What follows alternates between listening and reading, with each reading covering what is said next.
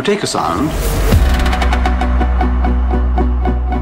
any sound, record it, and then change its nature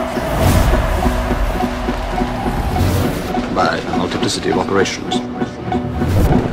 You record it at different speeds, you play it backwards,